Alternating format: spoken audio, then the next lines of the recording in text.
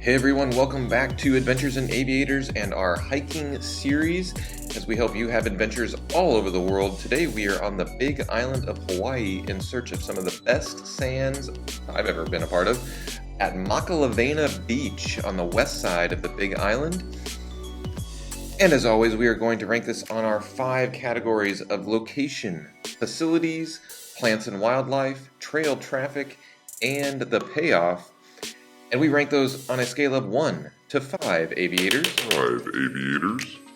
So let's jump right in. Makalawena, or Mox as it is called by the locals, is nice and close to Kona proper. It is just north. It is actually just north of the airport and just south of the resorts in Waikoloa.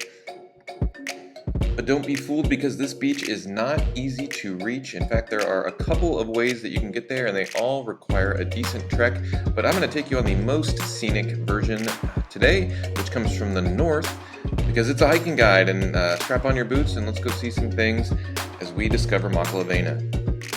So like I said, there are actually 3 ways to get there. The first one is from the south. This is all part of Kahakai State Park. The first one to the south leads you to Makalawena Beach, and I've actually done a snorkeling guide for Makalawena Beach, and I'll let you get the full details in that video. I'll link it here in the description.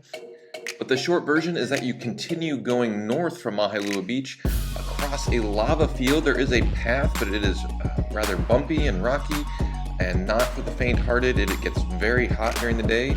But overall, it'll be about a 45-minute walk from your car and the actual parking lot over there. So it's quite a trek coming from the Makalawena Beach area.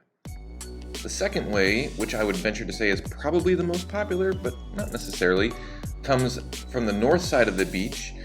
And it's where you can see this little hiker guy here on our picture, but make no mistake that this road is for high clearance vehicles only, and basically if you have rented a car, I would say this is where you would drop your car. And there is a small area here off the side of the road that's just got a little bit of gravel, but you were parking on the highway 19 here, to make a walk in.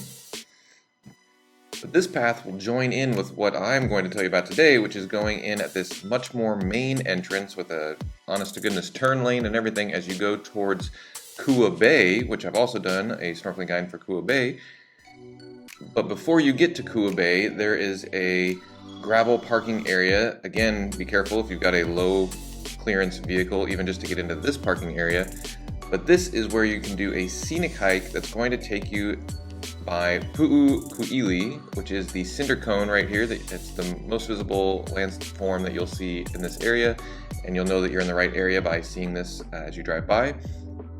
But this hike is going to take us up and around that just a little bit, and then all the way down to Makalawena Beach in this really, really pretty and scenic walk. Not exactly along the shoreline, but close enough that you can basically see it along the whole way.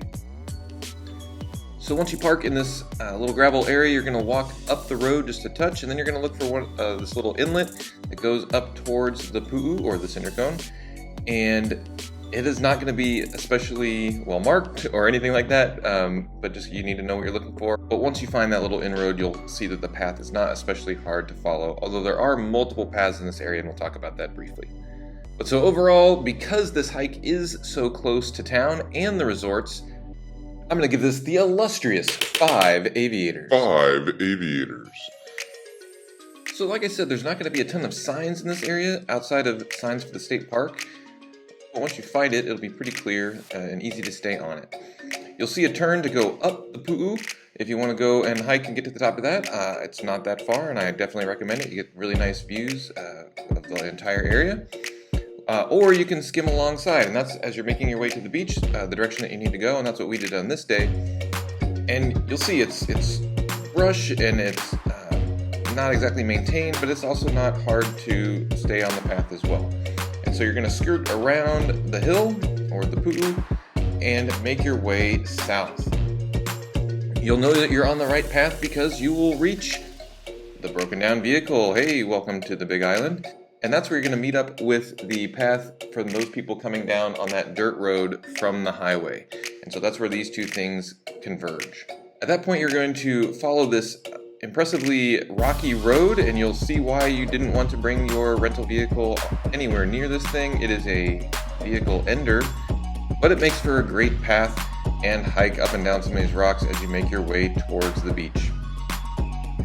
Eventually you will finally make it to the waterfront and you'll see all kinds of cool lava rock mixed with the surf, and in fact a parking lot. And you'll say, what in the world? And you'll see this is a much more of a locals beach. And when I say locals beach, hear me say, out of the way, not easy to access, and everybody that's parked in this parking lot will have jacked up big tires and souped out trucks. It's pretty typical of the Big Island, and that's how they like it, and that's just kind of how you have to get around on this island if you're going outside of the touristy places. You will see big crowds when the surf is up here. This is quite a surfing spot, or on holidays as well. It's pretty popular for camping, but that also means that there is no facilities here at all. So there's no bathrooms, no showers, anything like that. When it comes to plants and wildlife, you've seen some of the kind of almost desert-like plant life that we get in this area. This is the dry side of the Big Island, much drier than the Hilo side.